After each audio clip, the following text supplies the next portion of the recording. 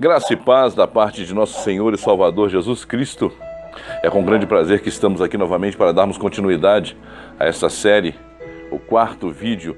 Hoje nós estamos abordando a volta do Senhor Jesus e colocando também em pauta se a igreja passará ou não pela grande tribulação. Nós temos visto nos vídeos anteriores que as provas são contundentes de que a igreja estará aqui no momento da grande tribulação, exatamente como o Senhor Jesus assim nos descreveu lá no Evangelho de Mateus, capítulo de número 24. Evangelho este que muitos podem até dizer que foi destinado aos judeus, que os judeus, esse evangelho estava falando apenas do povo judeu, mas nós podemos entender que não é isso que o evangelho está dizendo para nós. O Evangelho de Mateus não está falando para os judeus, e sim para a igreja do Senhor, para aqueles que estarão aqui naquele momento e serão ajuntados nos quatro cantos da terra de uma outra extremidade do céu. Então nós vamos continuar lendo e entender que a igreja não será tirada da terra de uma forma abrupta, né? De repente, a igreja está aqui, de repente sumiu, desapareceu, como é ensinado no contexto pré-tribulacionista. Nós vamos entender que não vai ser desta forma. Vamos entender que verdadeiramente a igreja estará aqui no momento em que a tribulação iniciar, quando o anticristo se manifestar, a igreja ainda se fará presente neste mundo. E a palavra do Senhor assim nos mostra lá na segunda carta aos Tessalonicenses, no capítulo 2, em que o apóstolo Paulo faz uma severa advertência aos Tessalonicenses para que não acreditem, para que não deem crédito das informações que estavam acontecendo naquela época, que diziam respeito à vinda de Jesus, pois as pessoas, os homens, os moradores de Tessalônica, eles achavam que Jesus já havia voltado e eles haviam sido deixados, haviam sido esquecidos. E Paulo, através desta carta, Paulo vem exortá-los para que eles não acreditem desta forma, para que eles tenham fé e esperança, pois eles acreditavam que aqueles que já haviam morrido em Cristo Jesus não veriam novamente a volta do Senhor. E Paulo lhes mostra que isso não será dessa forma. Paulo lhes mostra que isso acontecerá de uma forma assim, em que os mortos em Cristo, ou seja, aqueles que dormem, ressuscitarão e estarão junto do Senhor. Verão o Senhor assim como aqueles que estiverem vivos. E o texto da segunda carta de Paulo aos Tessalonicenses nos mostra que verdadeiramente isso acontecerá desta forma. Então Paulo volta a dar uma injeção de ânimo aos Tessalonicenses e avisar-lhes que esse tipo de coisa que estava acontecendo nos dias dele, ou nos dias contemporâneos à igreja de Tessalônica, não eram reais. As informações não haviam partido dele ou do seu pessoal. Bom, diz assim a palavra do Senhor na segunda carta aos Tessalonicenses, capítulo 2, a partir do versículo 2. Paulo adverte: não vos movais do vosso entendimento, nem vos perturbeis, quer por espírito, quer por palavra, quer por epístola, como se o dia do Senhor estivesse já perto. Presta atenção no que Paulo diz. Não vos movais facilmente do vosso entendimento, nem vos perturbeis, quer por espírito, quer por palavra, quer por epístola, como de nós, como se o dia de Cristo já estivesse perto. E ele continua: de maneira nenhuma vos engane, porque não será assim, sem que antes venha a apostasia e se manifeste o homem do pecado, o filho da perdição, o qual se opõe e se levanta contra tudo que se chama Deus ou se adora, de sorte que se assentará como Deus no templo de Deus, querendo parecer Deus. Presta atenção, ele primeiro diz que o homem do pecado, o homem da perdição, filho da perdição, tem que se levantar. A palavra é clara, Paulo é contundente e faz uma advertência severa aos Tessalonicenses para que não venham ouvir qualquer tipo de doutrina, não venham ouvir fábulas, fantasias, mas ele é incisivo e diz: não vos movais facilmente do vosso entendimento. Ou seja, vocês já se esqueceram de tudo que eu ensinei a vocês? Chegaram, contaram meia dúzia de mentiras para vocês e vocês já se moveram facilmente daquilo que eu ensinei para vocês, daquilo que eu ouvi dos apóstolos de Cristo. Assim como eu ouvi daqueles que estavam comigo, daqueles que foram testemunhas de Cristo, e eu passei para vocês, e agora vocês estão dando ouvido a terceiros, que não têm parte desse ministério. Paulo diz: não vos movais facilmente do vosso entendimento, nem vos perturbeis, que é por espírito, ou seja, ainda que alguém profetize para você, alguém que diga ser profeta, apareça para você dizendo que o Cristo já veio, ou que o Cristo vai aparecer de repente, a volta de Jesus é iminente. Não acredita não. Não se mova do seu próprio entendimento, não se mova do que a palavra diz. Paulo diz que não será assim. Nós vimos anteriormente que vários sinais têm que ser manifestos antes que o Filho do Homem se manifeste nas nuvens. Vários sinais têm que se apresentar para nós. Jesus Cristo mesmo diz lá no Evangelho de Mateus, capítulo 24, vede que ninguém vos engane. E Paulo faz a mesma advertência: não vos movais facilmente do vosso próprio entendimento. Ou seja, não deixa ninguém te enganar. Não será dessa forma. Primeiro tem que se manifestar o homem do pecado, filho da perdição. A apostasia tem que começar a aparecer. A apostasia tem que se manifestar de uma forma assim, sobrenatural, extraordinária, de uma forma tremenda, como nunca antes houve no mundo. E nós temos visto nos nossos dias a apostasia se manifestando, a apostasia se mostrando nos nossos dias de uma forma assim insustentável, queridos. A apostasia vem sendo apresentada para nós assim de uma forma sutil, e as igrejas têm se permitido engolir essa comida estranha, engolir esse maná que não é do Senhor. E o que significa apostasia na realidade? Você sabe o que é apostasia? Apostasia, queridos, é o afastamento, é o distanciamento da mensagem central do Evangelho ou da palavra de Cristo de uma forma geral. Isto é apostasia. Ah, pastor, presbítero, mas nós não nos afastamos da palavra. Na minha igreja prega a palavra. Você já parou para pensar e para discernir o que está sendo pregado no púlpito da sua igreja? Você já parou para pensar que o seu pastor, a sua pastora, o seu líder tem apresentado para você? Pode não ser aquilo que o Senhor Jesus disse que deveria ser pregado nos púlpitos? Eu vou te dar um exemplo de apostasia. Apostasia, um exemplo claro, é quando a igreja ela abandona os preceitos bíblicos e ela, afastando-se da mensagem redentora e salvadora de Cristo, ela vai gradualmente substituindo por aquilo que preenche o seu coração. As coisas que estão dentro do seu coração começam a aflorar e ela começa a deixar, começa a abandonar o evangelho da salvação. Ela começa a absorver dogmas e doutrinas que não condizem com o contexto bíblico.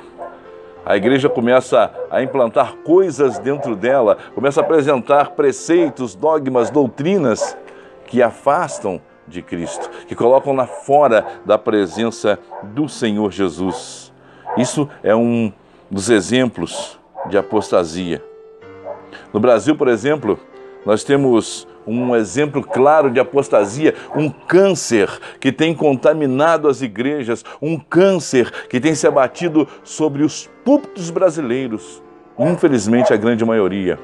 Chama-se doutrina da prosperidade, onde Cristo passou a ser um mero coadjuvante, passou a ser uma figura secundária, e o ter, o ostentar, o ganhar, o granjear passou a ser o ator principal. Os pregadores nos púlpitos anunciam que quanto mais você semear, mais você vai colher. Eles utilizam as palavras da Bíblia, fazem um jogo de palavras para te convencer a dar, para te convencer a contribuir, para te convencer a participar de campanhas, para participar de votos, de sacrifícios. E, infelizmente, o coração do homem, ele pensa somente nas coisas deste mundo. E os pastores colocam esses pastores, não os são chamados pseudo-pastores, são os lobos com peles de cordeiro. Eles colocam na sua mente que se você não der, Deus não pode te abençoar. Se você não contribuir, Deus não vai ajudar você. Ou seja, quanto mais você der, mais o Senhor vai se alegrar com você e mais Ele vai abrir as janelas dos céus para que você tenha. Esse é o contexto usado para tomar o seu dinheiro, tomar a sua casa, tomar o seu carro, o seu apartamento, a sua moto. E me perdoe, e você tonto, você tonta, tem sustentado esses gulosos, esses gananciosos, esses lobos com pele de cordeiro que têm colocado a apostasia dentro da igreja. Apostatar, queridos, lembrem-se, é estar fora do contexto evangelístico. Me mostre dentro da Bíblia Sagrada, me mostre, por favor, onde foi, em que cidade que Jesus passou, Jesus ou seus discípulos, durante toda a sua trajetória, em que eles pediram a doação de casas, carros, apartamentos, motos, pediram o trízimo, pediram sacrifícios. Me mostre, por favor, em que lugar da Bíblia está escrito isso? Jesus pediu tal coisa. Doutrinas loucas, doutrinas malucas que ficam inventando nas igrejas para que você possa se sentir mais santo, te privando de várias coisas. Não que você deva ter uma vida libertina, devassa, não é isso. Só que tudo que é imposto para você deve ser analisado à luz das Escrituras. Quando nós falamos de doutrina, nós temos que entender que a doutrina não é uma colocação humana, a doutrina é bíblica. Se está dentro da Bíblia, ela deve ser analisada à luz das Escrituras, deve ser visto se verdadeiramente aquilo vem de Deus ou não, para que nós não venhamos a apostatar da fé. Em que parte da Bíblia está escrito que Jesus manda você dar o seu carro, a sua moto? Eles vão usar a passagem em que o jovem chega para Jesus e diz: Senhor, o que eu preciso fazer para herdar o reino dos céus? Bom, então Jesus vai dizer: bom, vai, pega tudo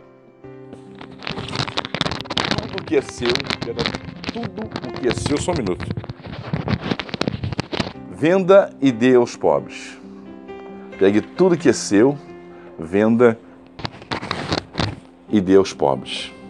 É isso que eles vão apresentar para você, que você deve se desprender daquilo que é seu para que você possa conquistar o reino dos céus. Analise comigo. Você tem que se desprender daquilo que é seu. Você tem que dar aquilo que é seu, com o seu sacrifício, com o seu pouco. Seja inteligente, seja esperto, seja esperta. Eu não quero fugir do assunto que nós estamos falando, mas eu sou obrigado a falar sobre isso. Dá uma olhada na casa do seu pastor. Dá uma olhada no carro do seu pastor. Dá uma olhada na escola que os filhos do seu pastor estudam.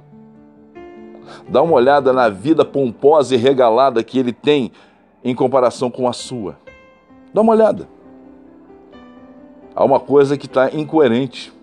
A palavra diz que Jesus Cristo, quando foi interpelado, ele diz que o Filho do Homem não tinha nem ao menos onde reclinar a sua cabeça. Ele disse... Um homem disse para ele: Senhor, eu te seguirei para onde quer que fores. E Jesus disse: as aves dos céus têm seus ninhos, as raposas têm seus covis, mas o Filho do Homem não tem nem onde reclinar a sua cabeça. Tente imaginar, você não tem dinheiro da passagem, você trabalha de sol a sol, tem a sua casa, tem a sua família, vive com sacrifício e é explorado por esses chacais, permitindo que a apostasia entre na tua vida. Você é convencido de que a tua pobreza, da vida que você está vivendo, só vai melhorar se você der para esses homens. Se você entregar o teu dinheiro na mão desses homens, se você entregar o teu salário, a tua casa, o teu apartamento, a tua moto, o teu carro. Acorda, queridos. Isso é a apostasia que a palavra está nos dizendo que tem entrado nas igrejas. A permissividade que tem sido apresentada diante da igreja de Cristo. Igrejas que parecem verdadeiras boates. Igrejas que fazem tudo menos pregar a palavra salvífica de Cristo Jesus. Igrejas que fazem tudo menos apregoar o Evangelho. Igrejas que fazem tudo menos apregoar que Jesus Cristo salva, cura, liberta, batiza com o Espírito Santo e quer te dar a eternidade. São verdadeiros oba-obas dentro da igreja. São clubes sociais. A igreja perdeu o sentido. A igreja apostólica já não existe mais em muitos lugares nos nossos dias. Isso é apostasia. Aprenda, querido, querida, a comparar. Aprenda a questionar Questionar não é pecado não, tá? Você pode questionar, você não é obrigado a acreditar no que eu estou falando. Você não é obrigado a acreditar 100% no que o seu pastor prega no púlpito da igreja. Pegue a tua Bíblia e vá ler. O que ele falou, anote. E veja se verdadeiramente aquilo que ele falou condiz com a palavra de Deus. Se alguma coisa for dita em cima do púlpito que não venha de encontro à palavra de Deus, queridos, é apostasia. Apostasia é isso, é se afastar. Apostasia é o afastamento, é o distanciamento da mensagem central do Evangelho. Isso é apostasia. É isso que a palavra está nos mostrando. É isso que o apóstolo Paulo está nos falando lá na segunda carta aos Tessalonicenses, no capítulo 2. Que primeiro teria que vir a apostasia. Então, quando a apostasia estiver instalada em todas as igrejas, aí sim se manifestará o homem do pecado, o filho da perdição, porque aí vai ficar mais fácil de aceitar. Mas o que isso tem a ver com a nossa mensagem? O que isso tem a ver com a nossa mensagem? Tudo a ver, porque quando a igreja estiver contaminada, vai ser muito mais fácil aceitar o falso Cristo, o falso profeta, o anticristo. Vai ser muito mais fácil aceitar a sua mensagem, vai ser muito mais fácil aceitar a contaminação da sua mensagem. E a palavra diz, queridos, presta atenção, que os sinais seriam feitos de tal forma, não para iludir ao ímpio, ao perdido, mas a palavra diz que os sinais que seriam apresentados seriam tão convincentes que, se possível fora, enganaria até os eleitos. Mas peraí, os eleitos? Se é para enganar os eleitos, como vai enganar os eleitos se a igreja não está mais na terra na manifestação do anticristo? Paulo diz que vai. Paulo disse aos Tessalonicenses que não será dessa forma, que não será assim, antes que se manifeste o filho da perdição, o homem do pecado. Ele vai querer ser Deus, vai querer adorar, vai querer ser adorado, vai querer ser venerado. Ele vai querer receber para si toda a honra e toda a glória. Nós vemos o exemplo do nosso Senhor Jesus que dizia: se eu dou testemunho de mim mesmo, meu testemunho não é verdadeiro. Ele sempre diz: eu faço tudo aquilo para honrar aquele que me enviou. Ele nunca falou dele mesmo, mas aquele que vai vir vai falar dele mesmo. Vai fazer sinais e prodígios diante de todos e vai enganar. Aí eu te pergunto, se ele vai tentar enganar, ele vai enganar aqueles que já são deles, aquele que já é dele, aquele que já pertence a ele, ou ele vai tentar enganar aqueles que ainda permanecem do lado do Senhor e tem que ser trazido para o lado dele de qualquer maneira? Mas espera aí, mas a igreja foi retirada, a igreja já foi levada.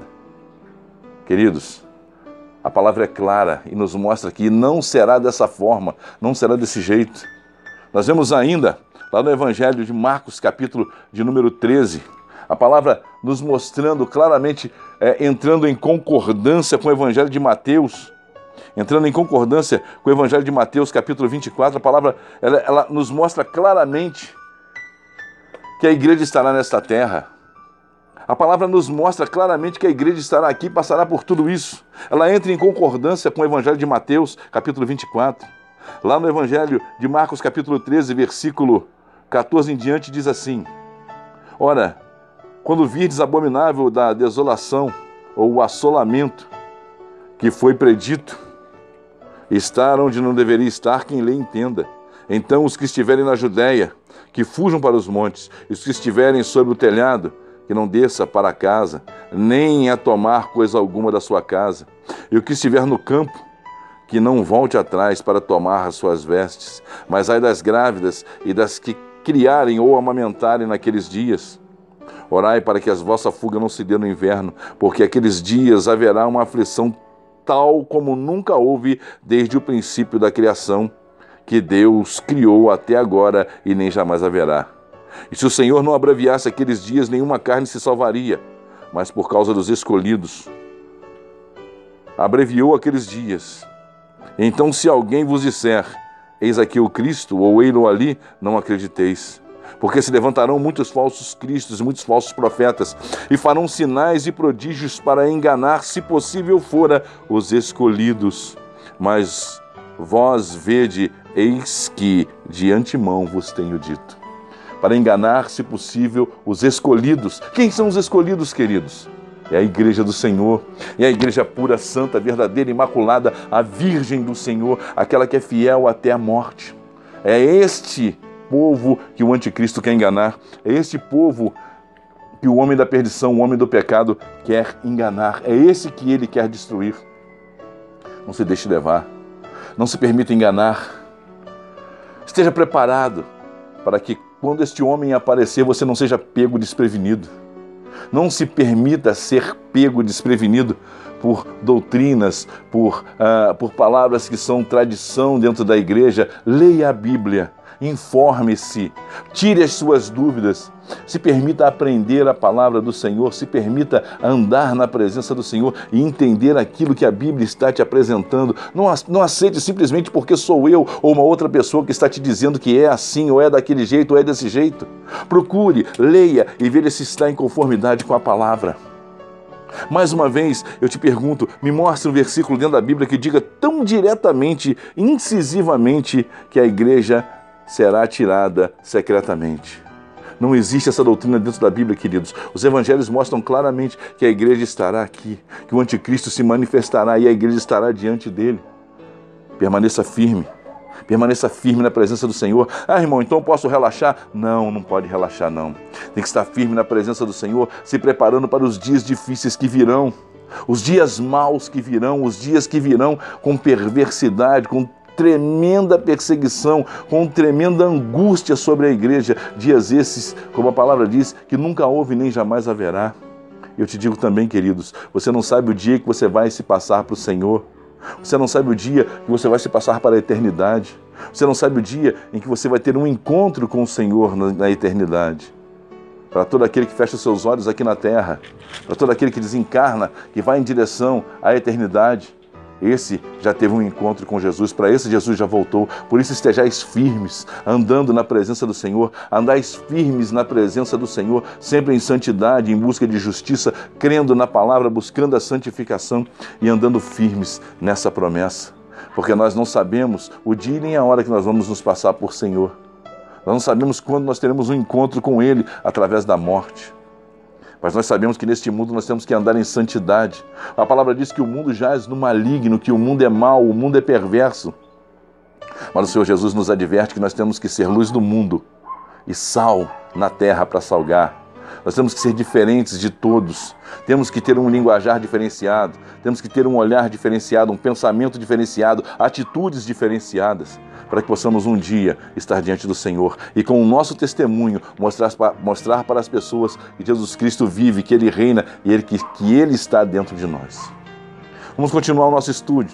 No próximo vídeo, quinto vídeo da série, nós estaremos dando continuidade e estaremos encerrando esta parte sobre o arrebatamento da igreja. Vamos então ao quinto vídeo, eu aguardo você lá, em nome de Jesus. Amém?